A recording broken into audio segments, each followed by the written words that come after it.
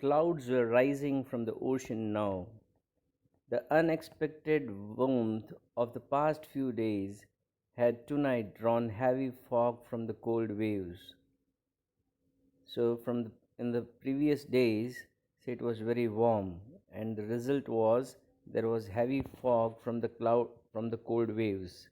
Sada watched mists hide outlines of a little island near the shore, and then came creeping up the beach below the house, wreathing around the pines. So Sada was watching the mist in which, say, the outline of the islands was, say, not to be seen clearly, it was hidden. And then he came near his house, below his house near the beach, wreathing around the pines. In the few minutes, fog would be wrapped about the house too. That's what he thought. Then he would go into the room where Hannah, his wife, would be waiting for him with the two children. This was his plan. That after the mist would reach his house too, and he would go inside and meet his wife and two children. But at this moment, the door opened and she looked out. A dark blue woolen Harry Harry is a loose outer garment worn over the kimono. That is what Japanese wear. She came to him affectionately and put her arm through his as he stood, smiled and said nothing. The wife came out and put her arms around him and smiled and said nothing. He had met Hannah in America, but he had waited to fall in love with her until he was sure she was Japanese. His father would, so they met in America, but he waited that he would fall in love only with a Japanese, and that's why he waited. After he got to know that she was Japanese, he fell in love with her. Besides that, his father would never have received her unless she had been pure in her race. She should be uh, Japanese by race. Otherwise, his father would not accept her as his son's wife. He wondered often whom he would have married if he had not met Hannah, and by what luck he had found her in the most casual way, by chance literally, at an American professor's house. So that is the place where they both had by chance met, the American professor's house. The professor and his wife had been kind people, anxious to do something for their few foreign students, and the students, though bored, had accepted this kindness. Sadav had often told Hannah how nearly he had not gone to Professor Harley's house that night. Now, so this professor, they used to serve and help the foreign students that they had. These foreign students were bored, but they accepted the kindness that the professor and his wife showed. Sadav had often told Hannah how nearly he had not gone to Professor Harley's house that night.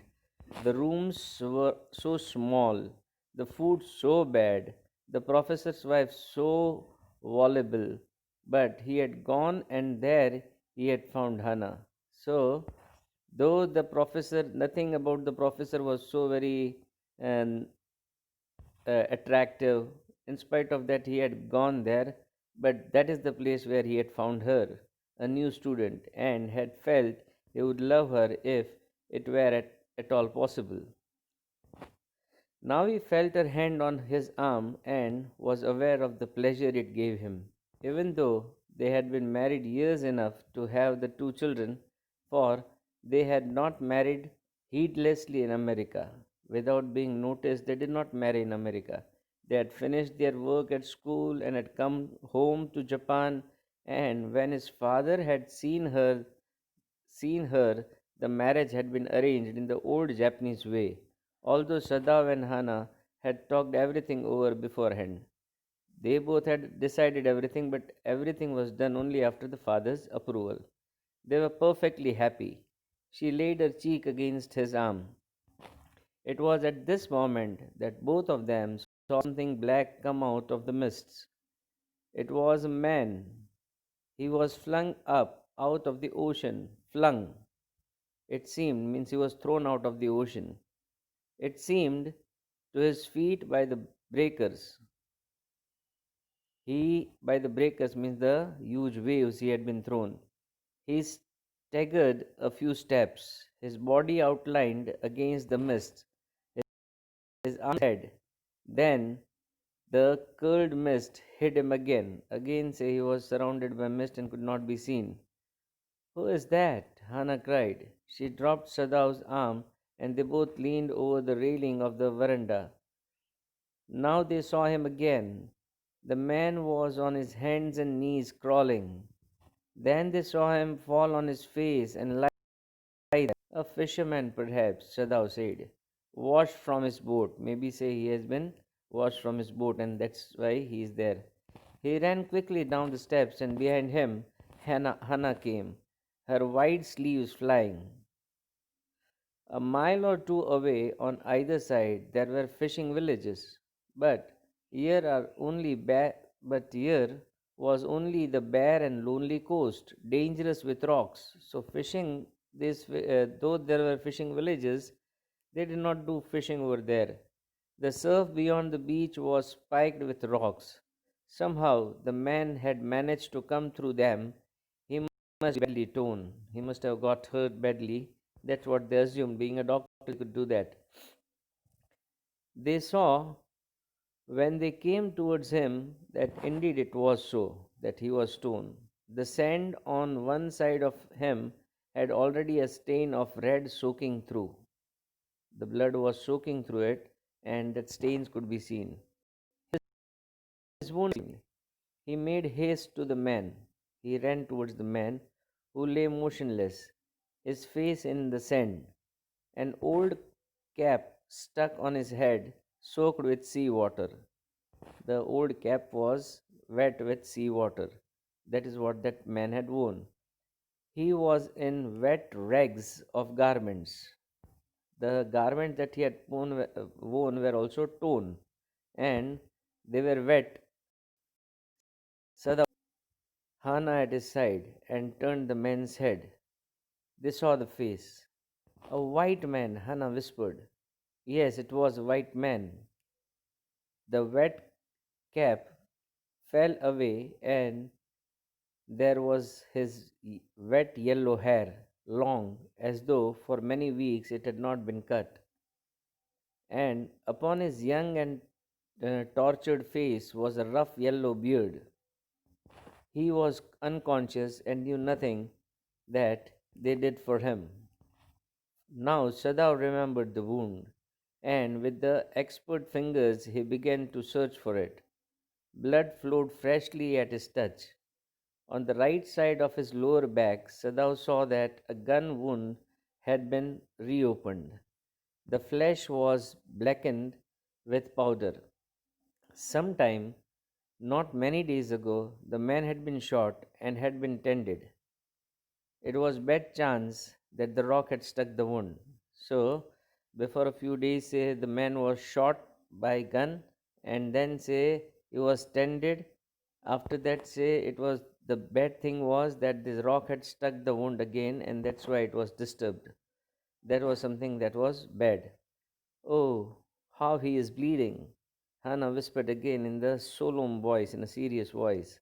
The mist screened them now completely, and at this time of the day no one came by. The fishermen had gone home, and even the chance beachcombers would have considered the day at an end. What shall we do with this man? Sadao muttered, but his strained hands seemed of their own will to be doing what they could to stanch the fearful bleeding. Stop the fearful bleeding. His strained hands were already doing what he could do. He pecked the wound with the sea moss that strewed the beach. The man moaned with pain in his stupor, but he did not awaken. He was moaning and did not wake up. The best thing that we could do would be to come back in the sea, answering himself. Now that the bleeding was stopped for the moment, he stood up and dusted the sand from his hands. Yes, undoubtedly, that would be best. That's what Sadao concluded, that we shall keep. What shall we do? We shall put him in the sea again, back into the sea. Hannah said steadily, but she continued to stare down at the motionless man. If we sheltered a white man in our house, we should be arrested. But if we turned him over as a prisoner, he would certainly die. This was the choice between for them. If they kept him in the house, then they would be arrested. If they sheltered a white man, then they would be arrested. And if they handed him over to the Japanese army or police as a prisoner, war prisoner, then they would certainly kill him. The kindest thing would be to put him back into the sea, Hannah said. But neither of them moved. They could not go away from there. They were staring with a curious repulsion upon the inert figure. What is he? Hannah whispered. There is something about him that looks American, Sadao said. He took up the battered cap. Yes, there, almost gone, was the faint lettering. A sailor, he said, for an American warship. He spelled it out, US Navy. The man was a prisoner of war. So then they came to know, as the man he himself revealed, that he was a prisoner of war and he had escaped and he was from the US Navy. He has escaped, Hannah cried softly, and that is why he is wounded. In the back, Sadao agreed. In the back, he has been wounded, Sadao agreed. They hesitated, looking at each other. Then Hannah said with resolution, Come, are we able to put him back into the sea? If I am able, are you? Sadao asked. If I am able to put him back into the sea, are you able to put him back into the sea? Sadao asked. No, Hannah said. But if you can do it alone, if you can alone do it, then you may do it. Sadao hesitated again. The strange thing is, he said, that if the man were whole, I could turn him over to the police without difficulty. Whole means if he had not been wounded, handed him over to the police. I care nothing for him. I have nothing to do with him if he is here, and as a being loyal to the nation, I should hand him over to the police. But he is my enemy because he belonged to America. At that time, there were a war was going on between Japan and America. All Americans are my enemy, and he is only a common fellow. You see how foolish his face is. But since he is wounded, that was the reason why Sadao thought that let me not uh, throw him back into the sea or hand him over to the police.